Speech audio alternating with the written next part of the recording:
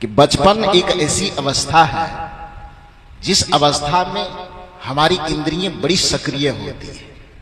आंख में देखने की क्षमता ज्यादा होती है, कान में सुनने की क्षमता भरपूर होती है, नाक में सूंघने की क्षमता भरपूर होती है, पैर में दौड़ने की क्षमता, रफ्तार बड़ी तेज होती है कि नहीं होती है?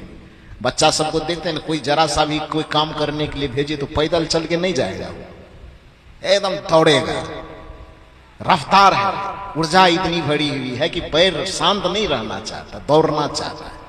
तो जितनी सारी ज्ञानेंद्रियां कर्मेंद्रियां है बचपन के अवस्था में ऊर्जा से भरपूर होती, लेकिन उसमें एक कमी है। कमी क्या है कि आंख में देखने की क्षमता तो बहुत ज्यादा है, लेकिन आंख से देखना क्या चाहिए और कैसे चाहिए इसकी समझ बहुत कम है कि नहीं है? कान में सुनने की क्षमता है, लेकिन कान से सुनना क्या चाहिए और क्या नहीं सुनना चाहिए इसकी समझ नहीं है। पैर में ऊर्जा इतनी भरी हुई कि दौड़ करके पृथ्वी लांग दे, लेकिन इस पैर से दौड़ करके जाना कहां चाहिए इसकी समझ उसके पास नहीं है। हाथ में इतनी ऊर्जा है कि कुछ भी उठा के पटक दे, उखाड़ के पुखाड़ के रख दे, लेकिन इस हाथ से करना क्या चाहिए ये करने की समझ उसके पास नहीं है। तो बचपन की अवस्था में इंद्रियों में ऊर्जा तो अपार है, किंतु उस ऊर्जा का नियंत्रण कैसे किया जाए, उस ऊर्जा का, उस शक्ति का प्रयोग कैसे किया जाए, इसकी उचित समझ उसके पास नहीं है। इसलिए बचपन को अधूरा कहा गया। अब बुढ़ापा में समझ तो आ जाती है, आंख से देखने की समझ आ गई कि क्या देखना और क्या नहीं देखना है, लेकिन देखने की शक्ति क्या हो गई? जब बुढ़ापा में आंख से देखने की समझ आई कि सिनेमा देखने से काम नहीं चलेगा, चलिए सत्संगे में काम चलाते हैं, महात्मा लोगों का ही दर्शन करते हैं, साधु पुरुष का ही दर्शन करते हैं। तो दर्शन करने की कला आ गई कि साधु का दर्शन हम करेंगे, लेकिन तब तक मैं आंख में देखने की क्षमता वही रही कि घट गई ना। पैर से चलना कहां चाहिए इसकी समझ आई, लेकिन वह समझ आते आते पैर में चलने की जो शक्ति है वो चली गई। अब लाठी के सहारे खड़ा होना पड़ता है। एक माता जी मिलने आई, मैंने कहा कि सत्संग में आई थी, बैठी होगी अभी बीच में, तो कहे कि थोड़ा दूर पड़ता है और घुटना भी अब दर्द करता है, उतना दूर चल नहीं पाते। तो आंख में देखने की समझ आई कि आंख से देखना क्या चाहिए, तो आंख की रोशनी गायब हो गई। पैर से चलने की समझ आई तो पैर की शक्ति गायब हो गई। हाथ से कुछ करने का ज्ञान आया तो हाथ की शक्ति गायब हो गई। यानी अपने ज्ञानेंद्रियों और कर्मेंद्रियों का प्रयोग करने का ज्ञान तो आया कि इससे क्या करना चाहिए, लेकिन बुढ़ापा में शक्ति गायब हो गई। इसलिए बुढ़ापा को भी अधूरा कहा जाता है। बचपन में शक्ति है किंतु समझ नहीं है, और बुढ़ापा में समझ है किंतु शक्ति नहीं है। इसलिए बचपना और बुढ़ापा दोनों को अधूरा कहा गया। केवल जवानी में ही शक्ति और समझ दोनों की उपस्थिति होती है, इसलिए जवानी को जीवन की संपदा कहा गया। इसलिए भक्ति करना चाहिए तो जवानी में ही करना चाहिए।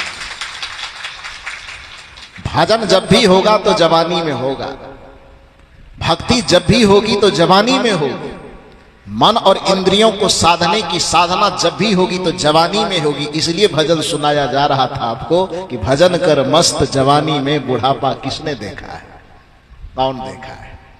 तो ये तो निराकरण हो गया। इसलिए भजन मस्त जवानी में करना चाहिए। इसलिए एक भजन में हम लोग गाते हैं, जिंदगी ये किराए का घर है, एक न एक दिन बदलना पड़ेगा, मौत जब तुमको आवाज देगी, घर से बाहर निकलना पड़ेगा।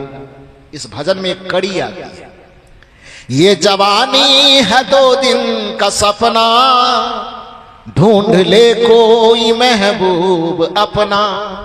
ये जवानी को 2 दिन का सपना बताया गया। अब 2 दिन का मतलब गिनती के 2 दिन नहीं, 2 दिन का मतलब थोड़ा दिन। ये 2 दिन एक मुहावरा है। ये माता बहन लोग मुहावरा में प्रयोग करती है। जब चावल खाने के लिए मांगती है ना, 2 ठो चावल लेते आना, तो कहती है नहीं, तब गिनती का 2 ठो तो नहीं मांग रही ना कि 1 और 2 गिन के 2 ठो चावल लेते आओ। वो 2 ठो चावल लेते आओ मतलब थोड़ा सा लेते आओ। 1 टुका रोटी लेते आओ तो 1 टुका मांगते, 1 टुका माने 1 ठो गिन के थोड़े मांग रही है, माने थोड़ा सा लेते आओ। ये 2 दिन थोड़ा का एक मुहावरा है। 2 दिन का प्रयोग सभी संत करते हैं। सदगुरु श्री अभिलाष साहब जी के एक पद में आया है ना, 2 दिन की फुलवारी जीवन मन भवरा मत भूल, मन भवरा मत भूल, भूल मन भवरा मत भूल, 2 दिन की फुलवारी जीवन मन भवरा मत भूल। चटक चांदनी छटा जवानी बाढ़ सपानी रे, बाढ़ सपानी रे, एक दिन ऐसे उड़ जाएंगे जैसे सेमल फूल, मन भवरा मत भूल, 2 दिन की फुलवारी जीवन मन भवरा मत भूल। ये 2 दिन की फुलवारी जीवन को कहा गया।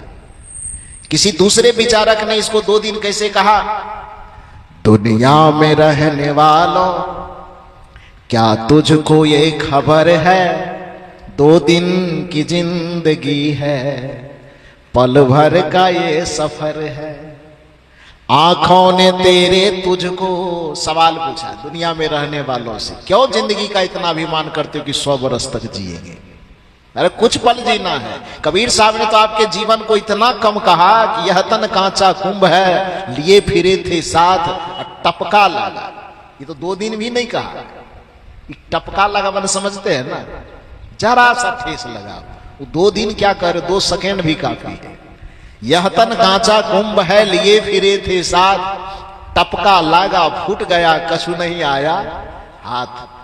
और इस बात को समझने के लिए कोई जरूरी नहीं कि आप रामायण पढ़ेंगे तभी यह बात समझ में आएगी। कोई आवश्यक नहीं है कि आप वेद पुराण शास्त्र को पढ़ना जानेंगे तभी ये सच्चाई आपके समझ में आएगी। क्योंकि इस दुनिया में किसी व्यक्ति ने रामायण देखा हो कि न देखा हो, किसी ने गीता देखा हो कि न देखा हो, किसी ने वेद और शास्त्र कभी देखा हो कि न देखा हो, यह माना जा सकता है। लेकिन धरती पर जन्म लेने वाला व्यक्ति कोई लाश न देखा हो और जलती हुई चिता को न देखा हो, ऐसा नहीं माना जा सकता है। वो सबने देखा है। जीवन की इस सच्चाई को जानने के लिए रामायण गीता का पढ़ना आवश्यक नहीं है। जीवन आपके पास है, समाज में संसार में आप रहते हैं, तो यह जीवन की एक ऐसी घटना है जो सबके सामने खुली किताब की तरह पड़ा हुआ है। इसलिए विचारक ने सवाल किया कि थोड़े दिन के जीवन पा करके इतना अहंकार में क्यों फूलते हो कि बुढ़ापा आएगा तब भक्ति करेंगे। थोड़ा सा होश में आओ और देखो दुनिया को तो समझ में आएगी। आंखों ने तेरे तुझको कितने दिखाए मुर्दे, सवाल किया गया है। पूछिए अपने मन से कि आपकी आंखों ने आज तक कितने मुर्दे दिखाए, गिनती किए हैं आप? 50 वर्ष 60 वर्ष 70 वर्ष जो उम्र आपने जी लिया है, ये बचपन से लेकर के अभी तक आपकी आंखों ने आपके नजर के सामने से कितने मुर्दे को गुजरते हुए देखा है? इस चीज की गिनती है आपके पास? एक अनुमान कर सकते हैं आपकी 10 20 50 100 देख लिए होंगे। अरे गांव का नहीं देखे होंगे, रास्ते चलते तो बहुत देखे होंगे ना।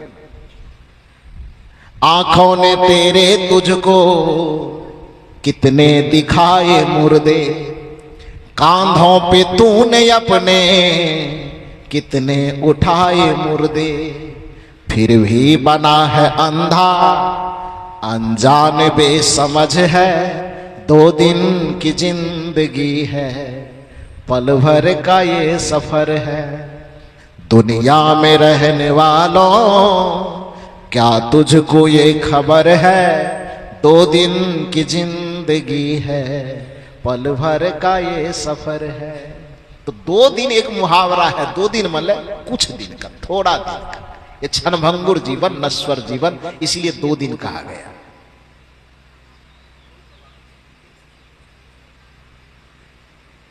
अब जाने दीजिए, खराब तो हो ही गया, अब क्या दिक्कत।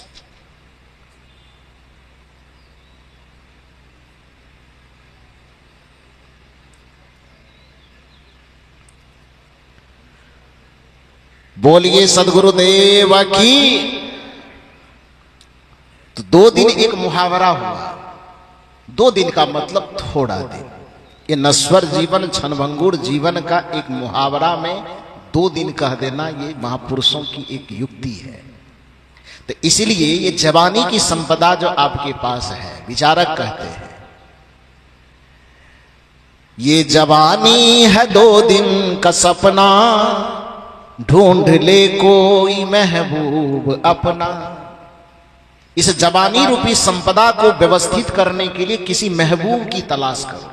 अब एक मन में प्रश्न यह भी होगा कि महबूब तो दुनिया में जाना यह जाता है कि कोई लड़का किसी लड़की से आकर्षित हो गया, कोई लड़की किसी लड़का से आकर्षित हो गया तो उसी को महबूब और महबूबा कहा जाता है।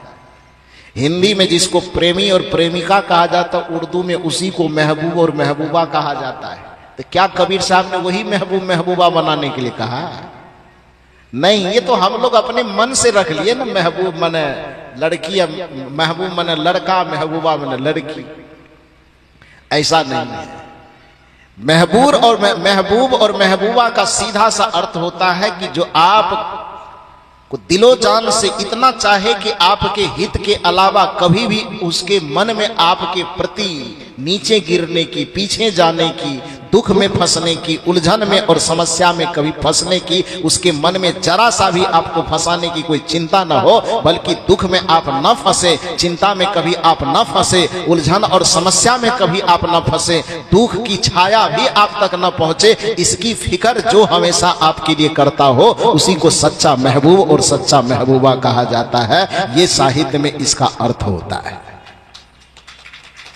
और इस दृष्टिकोण से विचार करो तो भौतिक दृष्टिकोण से एक माता पिता के अलावा इतना अंधा हित चाहने वाला, आंख मूंद करके अपने बच्चे के भविष्य संवारने वाला इस धरती पे दूसरा कोई नहीं मिलेगा।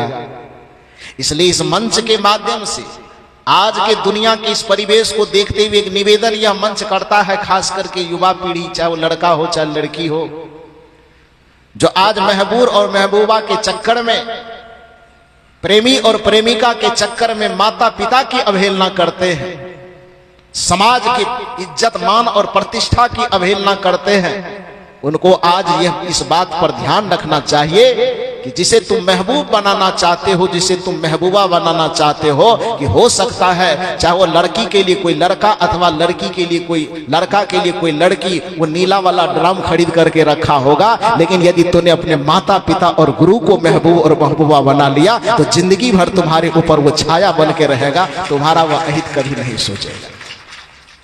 इसलिए किसी लड़की को कोई लड़का को महबूब बनाने के चक्कर में नहीं पड़ना चाहिए, और कोई लड़का को किसी लड़की को महबूबा बनाने के चक्कर में नहीं पड़ना चाहिए।